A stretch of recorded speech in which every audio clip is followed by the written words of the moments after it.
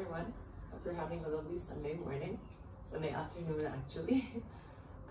Today's video, we're going to be moving or learning the mechanics of getting into crow and side crow. I've had a lot of you request that, so I'm going to demo both of them. And learning that crow is your foundation to all your arm balances. So if you have a solid crow, you can then move from crow into so many other postures or asanas, and you can also build up to stronger arm balances.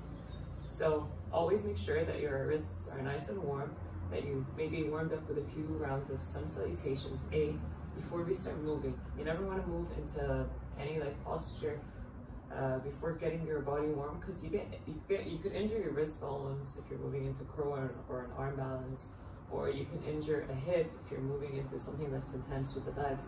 So always make sure you're warm. Then whenever you're ready, join me on your mat. So for crow, first thing first, you want to adjust your hands on your mat. So always think of the hands shoulder width apart, and then of the fingers really gripping your mat. So my hands are not just dead flat on my mat like that, but they're really gripping my mat. My fingers are my brakes. So if I'm starting to fall, then when I use my fingertips and my fingers on my mat, it's going to help me to find my balance. Then from here, place your hands shoulder width apart with the fingers really gripping your mat, and you start bringing your feet onto your mat. I like to start with the hips high, not the hips sagging down like that, and I see many people starting crow like that. Your hips are going to weigh you down so much if you start from here. If you have your hands on your mat with your hips high, then it's going to be so much easier to move into your crow. First thing first, you start by finding your elbows and hugging them in. You always want to think in crow, everything towards the center. What goes in must go up. Think of that. Then we start. I like to do that drill of bending the elbows and bending the knees, lifting the heels and bringing the knees on the backs of the elbows. So it's from a straight position to a bent one. Inhale, exhale. You can do that a few times just to get the mechanics of it. And then whenever you feel ready, pull your elbows in, bend your elbows, stack your knees right above your elbow bone. So it's not up here, so I'm not really screaming, hurting my triceps. And it's not on the outside, so I don't really weigh myself down. It's properly stacked above your elbows. Then you think everything towards the center, belly button tucked in. Then here is where I see a lot of people doing a big mistake, where you start diving down. You don't want to dive down. You want to think, I'm moving forward. I'm shifting my weight forward.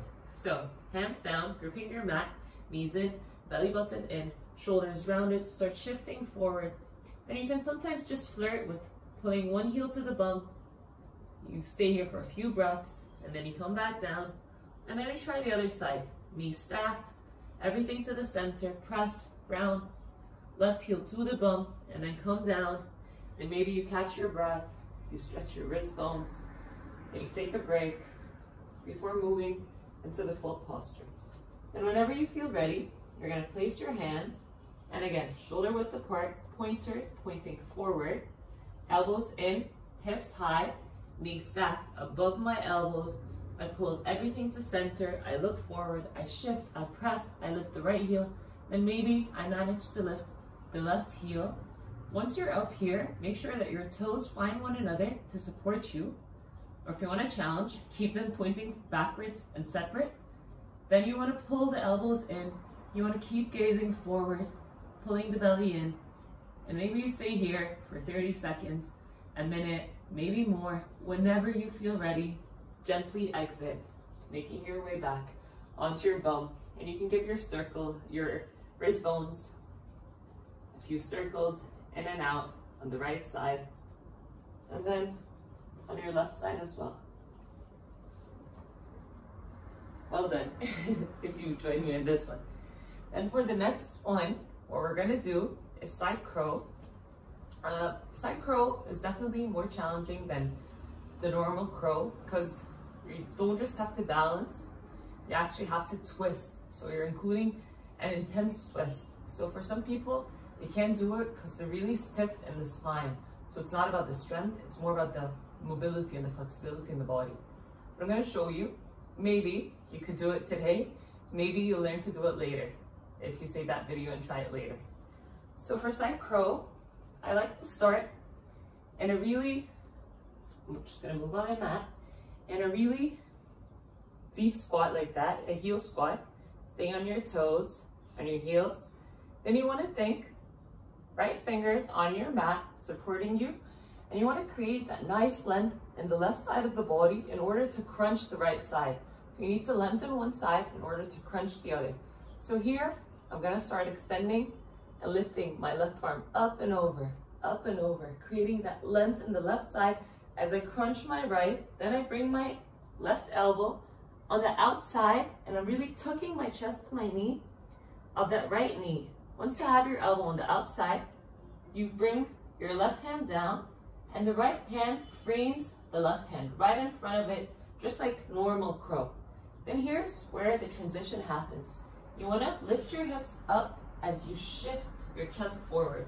So instead of my chest facing forward, now it's gonna look towards the right. So I lift my hips, I shift, and then from here it's the same exact thing as crow. You start pressing down, elbows in, gazing forward, and you try to use the right foot, cheat it a little to lift the left. You look forward, maybe you point the toes, and you stay here super solid, super balanced. If you feel like flirting, maybe you extend the right leg and then the left leg back and away, and you're in another virgin. Then you bring the feet down and you exit. Once you've done your right side, you can move on to your mat and try the left. So again, it's all about practice and it's stepping stones. So don't be in a rush to get into one arm balance or another. Just learn your mechanics, learn your foundation, and then take it from there. Thank you everyone. Have a beautiful day.